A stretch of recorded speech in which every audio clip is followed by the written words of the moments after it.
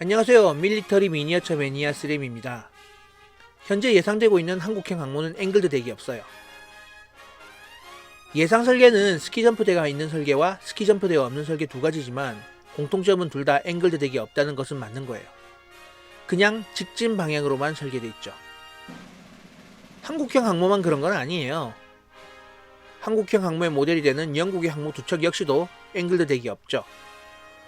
그렇다면 왜 한국형 항모에는 앵글드 덱이 없는가는 영국 최신 항모에 앵글드 덱이 없는 이유를 추적하면 그 대답을 얻을 수 있을 것 같아요. 실제로 앵글드 덱을 최초로 고안한 국가는 영국입니다. 그런데 왜 영국은 최초로 앵글드 덱 형태를 고려했고 적용했으면서 최신의 항모에는 앵글드 덱이 없을까요? 그 설명을 위해서는 항모의 함재기가 어떻게 착함하고 또 이해함하는지에 대한 설명이 필요할 것 같아요. 항모의 함재기가 착함하고 이해함하는 형태는 세 가지가 있습니다. 캐터펄트로 이해함하고 어레스팅 와이어로 착함하는 캐토바 방식, 스키점프를 이용하고 어레스팅 와이어로 착함하는 스토바 방식, 단거리 이륙, 수직 착함하는 스토버, 실제로 야그 발음이 좀 비슷하긴 해요. 방식이 있습니다. 항모를 가장 많이 운용하고 요긴하게 써먹는 미국의 슈퍼캐리어는 모두 캐토바 방식을 사용합니다. 이 시스템은 앞서 말한 것처럼 캐터펄트를 사용해서 이륙하고 어레스팅 와이어를 사용해 착함하죠. 함재기에 문제가 있어 착함에 문제가 생길 때는 바리케이트를 사용하여 비상착륙에 사용하기도 해요. 캐토바 디자인은 가장 비싼 비용을 요구하지만 일단 두 가지 가장 큰 장점을 가집니다. 첫 번째, 항모 이함 방식 중에서 가장 많은 탑재량을 가지고 이함시킬 수 있다는 거예요. 항모 이함 시 함재기가 되도록 많은 무장과 연료를 탑재하고 이륙할 수 있다는 건 큰 장점이죠. 이걸 다른 말로 말하면 이함하는 함재기의 전투행동 반경이 늘어난다는 걸 의미하고요. 그리고 분장 지역에서 좀 더 먼 거리로 함재기를 발진시킬 수 있고, 이것은 항모가 적의 공격의 취약점에 대해 노출되는 것을 감소시킬 수 있다는 걸 의미합니다. 그리고 어레스팅 와이어를 통한 착함은 함재기의 구조를 수직 이착륙기 대비해서 더 단순하게 만들어낼 수 있다는 것도 의미하죠. 수직 이착륙기는 구조의 특성상 일반적인 항공기보다 구조가 복잡하고 비쌀 수밖에 없어요. 또 한 가지 더, 비교적 저속의 함재기도 운용이 가능해요. 예를 들어 E2C나 C2 그레이하운드 같은 수송기의 경우는 터보 프롭기의 특성상 제트 전투기보다 속도가 낮아요. 그럼에도 불구하고 운용이 가능하죠. 하지만 이런 장점의 캐토바 방식을 운영하는 항모를 가진 국가는 현재 미국 이외에는 프랑스 드골 항모가 유일합니다. 하지만 많은 장점을 가지고 있기 때문에 인도와 중국은 향후 항모에서 캐토바 방식을 적용할 예정이에요.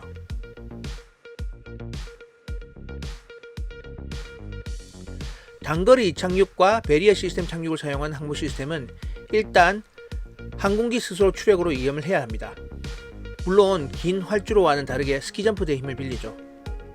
착륙 시에는 캐토바 방식과 마찬가지로 어레스팅 와이어를 사용합니다. 스토바 시스템은 캐토바 대비 비용이 저렴하고 운영이 쉬워요. 하지만 중요한 제약점이 있죠. 특정 형태의 항공기만 이함이 가능합니다. 추력대 중량비가 높은 항공기만 이륙이 가능한 거죠. 즉, 전투기 수준의 추력과 중량이 있어야 이함이 가능하다는 제약점을 가져요. 특히 함재기가 중량의 한계가 있어서 이륙 시에 탑재하는 연료에는 한계가 있습니다. 이 의미는 함재기의 항속거리와 출격 횟수가 캐토바 대비 제한적이라는 이야기입니다. 그리고 함재기가 이륙할 때 항모는 20노트 이상으로 항속하면서 함재기에 맞바람을 불어넣어야 됩니다. 현재 러시아, 차이나, 인도가 스토바 시스템을 사용하고 있고요. 캐토바와 스토바는 둘 다 앵글드 덱을 사용해야 해요.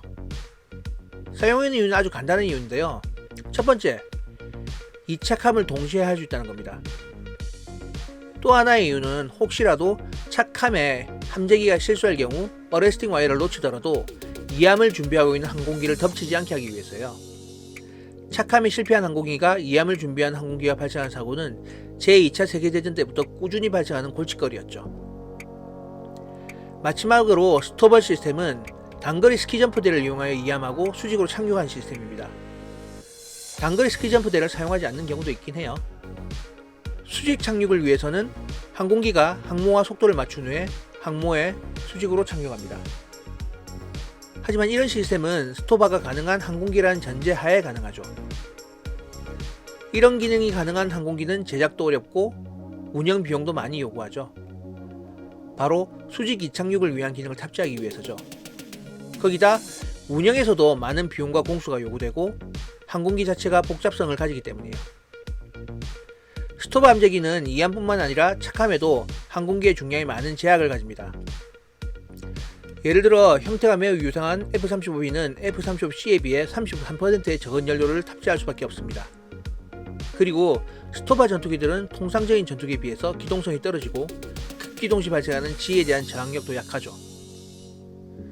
대표적으로 F-35와 AV-8B 해리어가 가장 유명한 단거리 수직 이륙 및 수직 착륙 전투기입니다.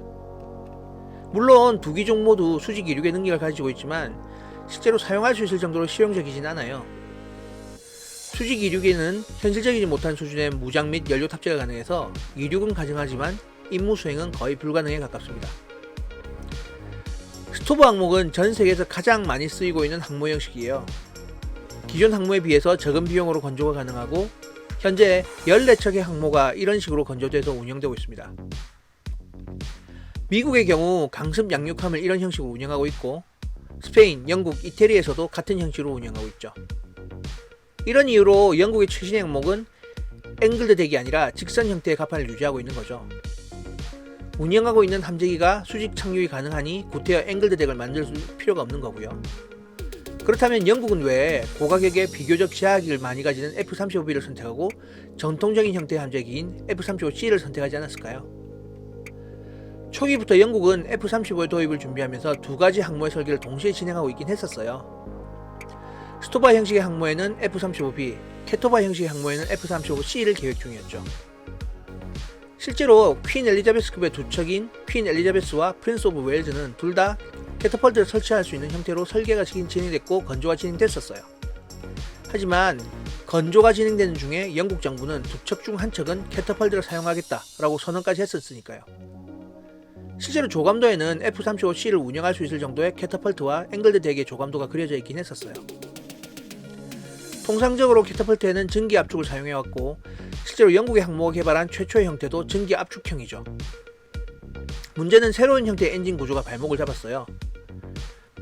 영국의 새로운 항모는 전기 추진이 아니라 디젤 터빈 엔진을 사용해서 전기를 생성하는 형태라 전기를 생성하지 않죠. 그래서 기존의 캐토바 형식을 사용하기 위해서는 전기를 사용한 전력 기반의 사출 시스템이 사용되어야 되는데요. 퀸 엘리자베스가 건조 중이던 시점에서는 전기 방식의 캐터필트는 가격이 비쌀 뿐만 아니라 기술 자체의 신뢰성도 매우 낮은 상황이었습니다. 현재 시점에서도 전기식 사출기를 운영 중인 항모는 미국의 제네럴 포드급이 유일하지만 여전히 그 신뢰성은 명쾌하게 해결되진 않았어요. 천문학적 비용이 요구되면서 신뢰성 확보도 어렵고 따라서 이것 때문에 전반적인 실전 투입 일정이 밀리게 되니까 영국 정부는 기존의 결정을 수정해서 캐토바 시스템을 스토벌로 변경하기로 합니다. 하지만 현재 앵글드 덱이 필요 없지만 완전히 그 형태가 고정된 건 아니에요. 퀸 엘리자베스급은 앞으로 50년 동안 사용될 항모고 이 기간 동안 전기식 사출기가 저렴해지고 신뢰성이 높아진다면 항모가 개수될 가능성도 있습니다. 그리고 UAV가 함재기의 경우는 여전히 캐터펄트와 어레스팅 와이가 필요하기 때문에 UAV 함재기가 도입되게 되면 항모의 형태가 변경돼야 되기도 합니다. 수직 이착륙이 가능한 함재기지만 SRVL이라는 형식으로 착함하게 되면 더 많은 중량을 가지고도 착함이 가능하죠. 임무에서 무장을 다 사용하지 않거나 연료가 어느 정도 남은 경우는 활주거리를 이용해서 착함하는 수가 있는 것이죠. 이 경우 어레스팅 후크를 사용하진 않지만 활주거리가 어느 정도 필요하기 때문에 여전히 앵글드 덱의 필요성은 남아 있습니다. 자, 한국 항모와 매우 유사하고 그리고 동일한 함재기를 사용하는 영국의 퀸 엘리자베스급 기준을 알아봤는데요. 여전히 아직 발표된 한국의 항모는 앵글드 덱 없이 직선 형태의 항모 갑판으로 설계되고 있습니다. 현재 설계된 한국의 경항모로는 스키점프대를 설치하더라도 고정익기를 이차감시킬 정도의 이륙거리와 착함거리를 유지하기는 어려워 보여요. 그렇다고 우리 기술로 이제 시작기가 개발되고 있는 KF-21 보라매를 함재기형으로 하는 것도 쉽지 않아 보이네요. 아직은 기술적으로 성능적으로 아쉽지만 스키점프대 F-35B를 기준으로 생각해야 될 것 같아요. 하지만 향후 롤링 착함을 감안하면 스키점프의 형태는 유지되어야 되지만 어레스팅 와이어 없는 1근 앵글드 대기 형태도 고려해야 될지도 모르겠네요.